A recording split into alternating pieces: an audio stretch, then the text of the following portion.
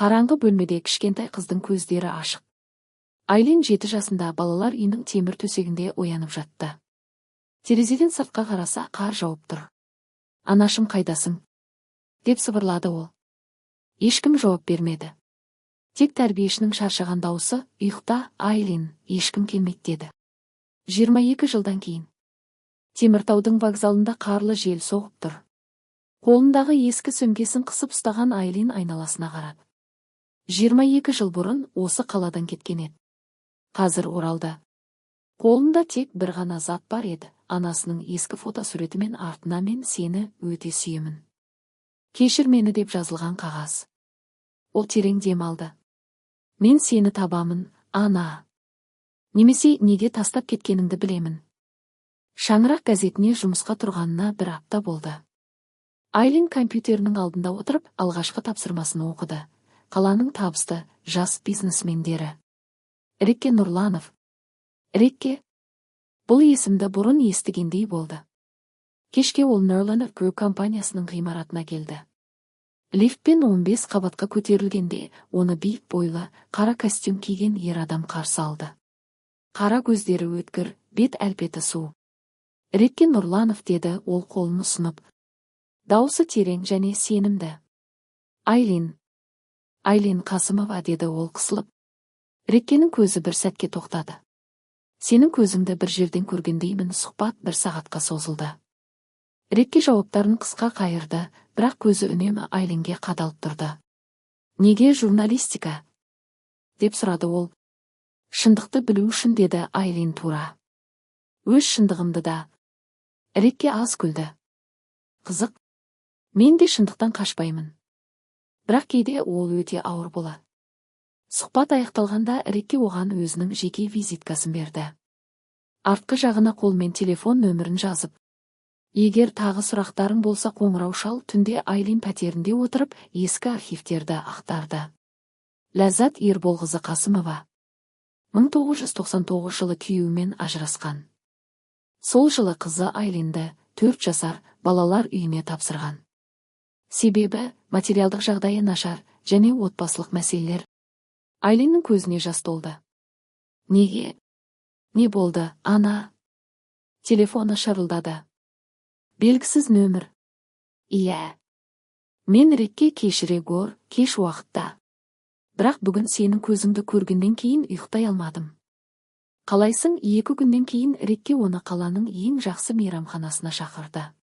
Айлин қара көйлек киіп келді. Рекке оны көргенде 1 сәт үнсіз қалды. «Сен өте әдемісің» деді ол жұмсақ дауыспен. Үстел үстінде әңгіме ағылды. Рекке өзінің балалық шағында анасыз өскенін айтты. «Мен сені түсінемін, Айлин, жалғыздықтың қандай дәмі барын білемін». Айлиннің жүрегі дүрсілдеп кетті. Ол көп жылдан бері алғаш рет біреу оны түсінетіндей сезінді. Кеш аяқталғанда Рекке оны үйіне дейін апарды. Машина тоқтағанда ол Айлиннің қолына қолын қойды. «Сен жалғыз емессің. Енді емессің». Айлиннің беті қызарып, жүрегі еріксіз соқты. Айлин пәтерінің терезесінен Теміртаудың қараңғы көшелері көрінді. Қолындағы шайы суып қалған. Соңғы 3 күн бойы ұйқы көрмей анасының ізіне түсті. Архивтер, ескі газеттер, тіркеу қағаздары. Бәрі де шашыраңқы. Бір күні кешке ескі тәрбиешісі Гүлнәр апайдың телефон нөмірін тауып алды. Дауыс дірілдеп тұрып қоңырау шалды. «Алло, Гүлнәр апай ма? Мен Айлинмін. Ләззаттың қызы». Телефонның арғы жағында ұзақ үнсіздік болды. «Айлин, Құдай-ау, өсіп кеткенсің ғой. Кел, қызым, үйіме кел. Мен бәрін айтамын». Ертеңіне Айлин апайдың шағын үйіне барды. Гүлнәр апай қартайған, бірақ көздері әлі өткір. Шай қойып алдына отырғызды. «Сенің анаң сені тастамаған, мәжбүр болған» деді апай күрсініп. «Әкең, яғни өгей әкең өте қатыгез адам еді. Ләззатты ұрып соғып қорқытқан. Қызды маған қалдыр, әйтпесе өлтірем» деп. Ләззат сені балалар үйіне тапсырғанда уақытша деп ойлаған. Кейін іздеуге тырысты, бірақ өгей әкең жол бермеді. Айлиннің көзіне жас толды. «Неге маған ешкім айтпады? Неге іздемеді?» іздеген. Бірақ заман қиын еді. Құжаттар да жоғалған. Ләззаттың өзі де ауыр күн кешті. Сол күні кешке Рекке қоңырау шалды. Даусыңнан бірдеңе болғанын сезіп тұрмын. Қайдасың? Келемін. Рекке келгенде Айлин оның кеудесіне бетін тығып жылады. Рекке үндемей ұзақ құшақтады. Саусақтарымен шашынан сипады. Мен сенің қасыңдамын. Бәрін бірге шешеміз, деді ол жұмсақ дауыспен. Айлиннің ішінде екі сезім күресіп жатты. Бір жағынан Рекке оны тартып тұрды. Оның салқын қандылығы, күштілігі, өзін қорғағысы келетін қалпы жүрегін жылытты. Екінші жағынан, мен тасталған адаммын. Кім мені шын сүйет деген ой мазалап түнде ұйықтатпады. Рекке күн сайын гүл жіберіп қысқа хаттар жазды. Сен менің өмірімдегі ең жарқын нұрсың. Қорықпа. Бір күні кешке Рекке оны өзінің пентхаусына шақырды. Қалаға қарайтын үлкен терезелер жұмсақ жарық. Үстелде шамдар жанып тұр. Мен сенің өткеніңді түсінемін, деді Рекке шарап құйып жатып. Менің анам да мені 10 жасымда тастап кеткен. Әкем мені тәрбиеледі, бірақ оның да махаббаты қатал болды. Мен сенің ауруыңды білемін, Айлин. Айлиннің көзі жасқа толды. Мен сені лайық емеспін. Менде тек жарақат қана бар. Рекке оның қолына қолын қойды. Мен сенің жарақатыңды да, күшіңді де сүйемін. Сен жалғыз емессің. Енді мен бармын. Сол түні олар алғаш рет ұзақ құшақтасты. Реккенің ерні Айлиннің маңдайынан, көзінен, бетінен сүйді.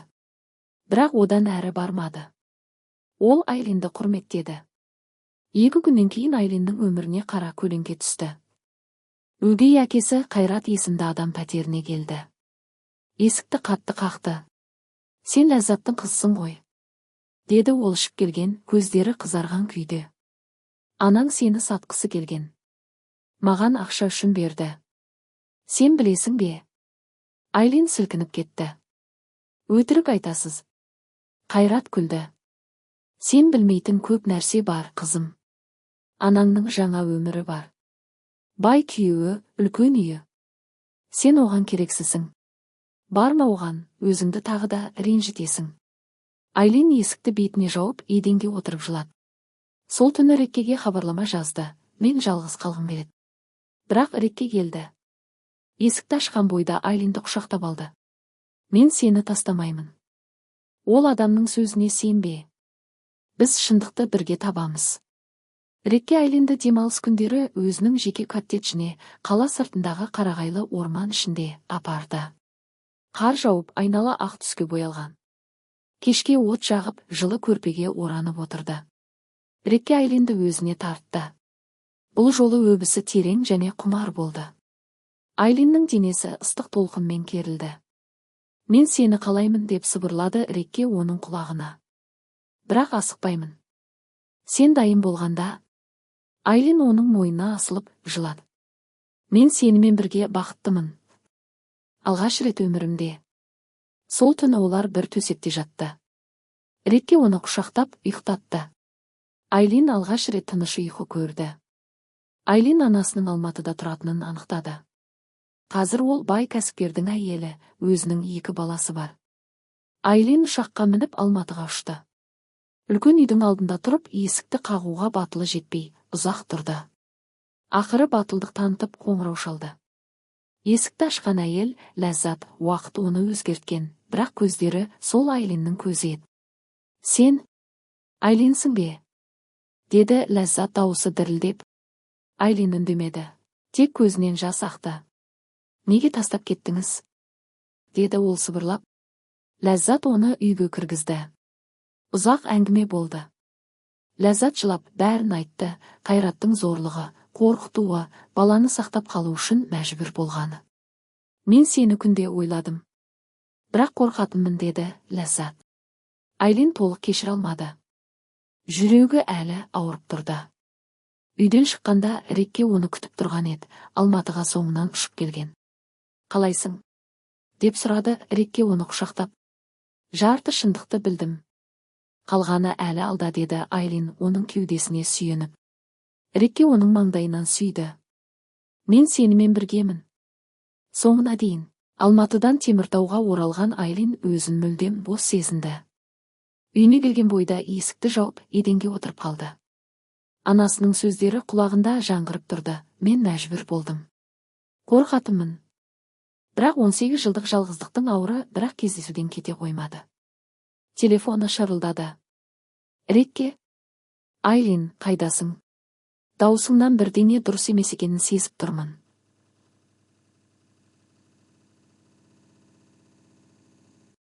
Мен жалғыз қалғым келеді, Рекке, өтінемін. Бірақ Рекке тыңдамады.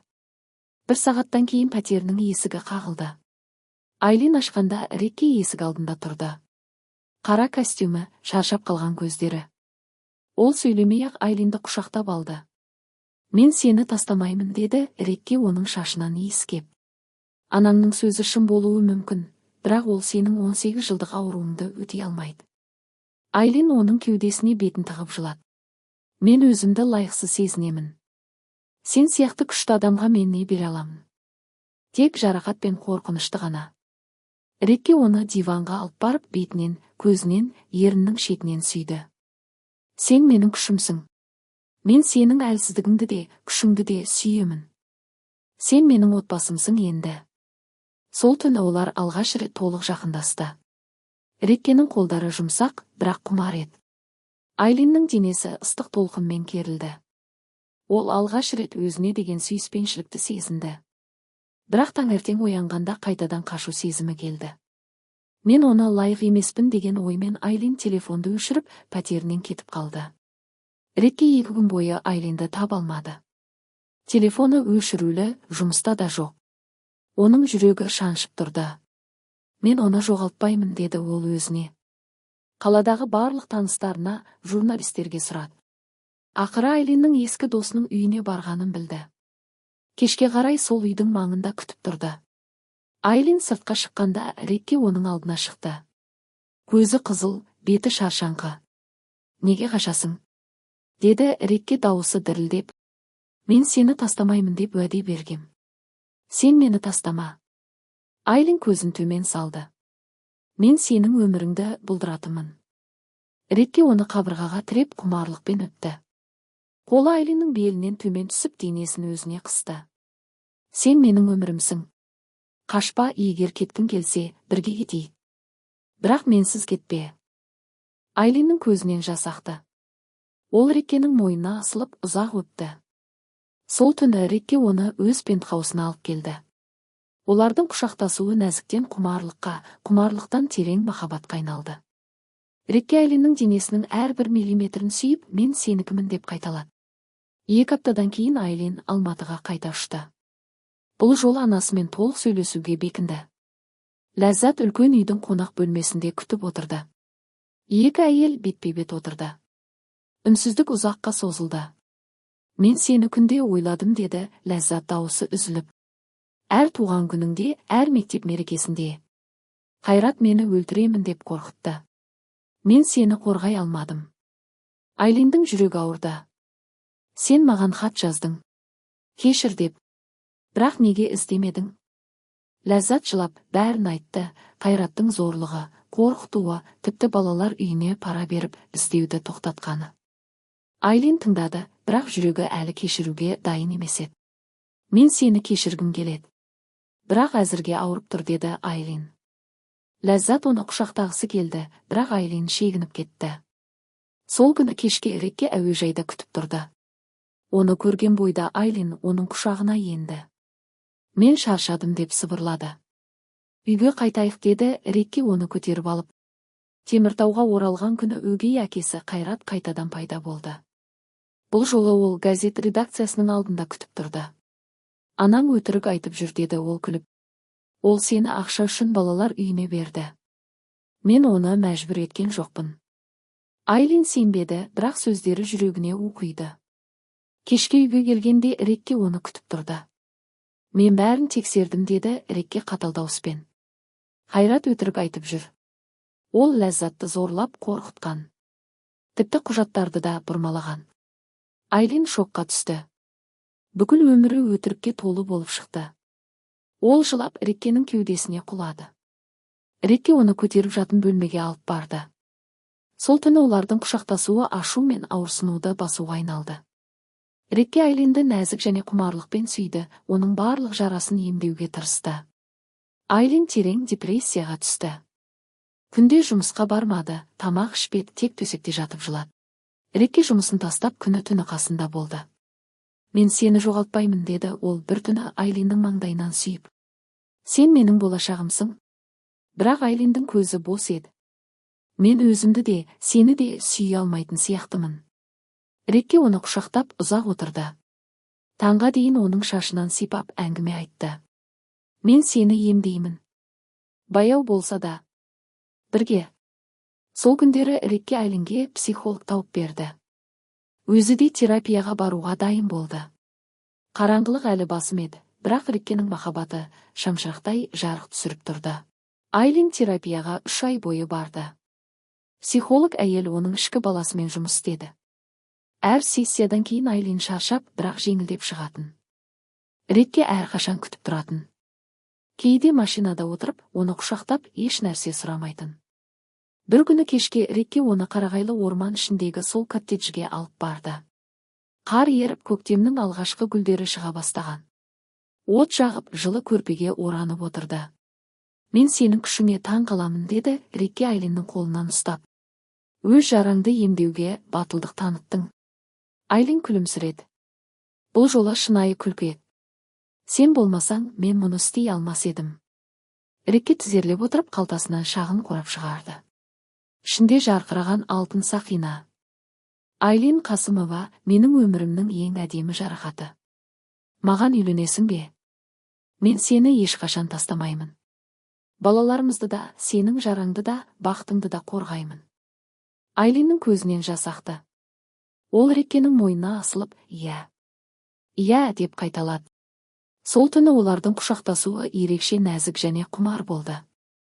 Рикки оның денесін әрбір сүйіспеншілікпен сүйді, ал Айлин алғаш рет толыққанды бақытты сезінді. Жаздың ортасы. Айлин Алматыға 3-ші рет ұшты. Бұл жолы Рикки де бірге барды. Ләззат оларды үлкен бақшасы бар үйінде қарсы алды. Екі әйел бақшада жалғыз отырды. Алдарында ыстық шай мен тәттілер. Мен сені кешірдім, ана, деді Айлин дауысы дірілдеп. Бірақ ұмыта алмаймын. 18 жыл ол жылдарды ешкім қайтарып бере алмайды. Ләззат жылап қызының қолын ұстады. Мен де өзімді кешіре алмаймын. Бірақ сен өмір сүріп бақытты болғаның үшін алғыс айтамын. Олар ұзақ құшақтасты. Толық кешірім емес, бірақ жүрек жеңілдеді. Рикки алыстан қарап тұрып күлімсіреді. Кешке үшеуі бірге тамақ ішті. Ләззат Риккенің қолын ұстап, қызымды бақытты етесің деп сенемін, деді. Күз Теміртаудың шетіндегі сол қарағайлы төбе. Ақ шатыр тігілген, гүлдермен безендірілген. Қонақтар аз, тек жақын адамдар. Ләззат алғаш рет қызының тойына келді. Айлин ақ көйлек киген, шашына гүлдер таққан. Рикки қара костюммен, көздері жарқырап тұр. Иә деген сөздер айтылғанда жел самалдай соқты. Рикки Айлинді өзіне тартып ұзақ өтті. Қонақтар қол шапалақтады. Түнде от жағып, музыка ойнады. Рикки Айлинді биге шақырды. Сен менің әйелімсің енді. Мәңгілік, деп сыбырлады ол құлағына. Тойдан кейін олар коттеджге кетті. Сол түні махаббаттары ешқашан болмағандай құштарлықпен, нәзіктікпен және тереңдікпен өтті. Айлин Риккенің құшағында жатып, мен енді жалғыз емеспін, деді. Бір жылдан кейін.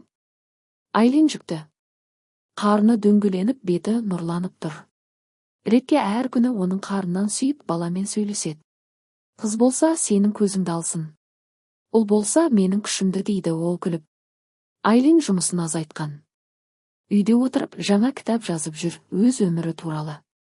Кешке Рикки келгенде оны құшақтап ұзақ отырады.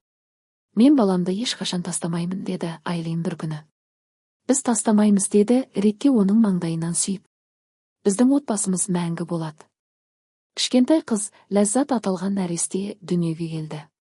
Айлин аурухана төсегінде жатып қызының бетінен сүйді. Рикки қасында, көзі жасқа толы. Үйге келген күні Айлин ескі фотосуретті алды, анасының жастайғы суреті. Артындағы жазуды қайта оқыды. Мен сені сүйемін. Кешір. Мен сені кешірдім, ана, деді Айлин сыбырлап. Өйткені мен енді анамын. Мен түсіндім. Кешке ләззат, ана, келді. Екі әже бір нәрестенің төңірегінде. Рекке Айлинді құшақтап тұрып. Біздің тарихымыз осы жерден басталады. Жаңа, бақытты тарих, деді. Камера алыстап қарағайлы төбедегі үйдің жарығы, күлімсіреп тұрған отбасы және болашаққа толы көкжиек көрінді. Роман аяқталды.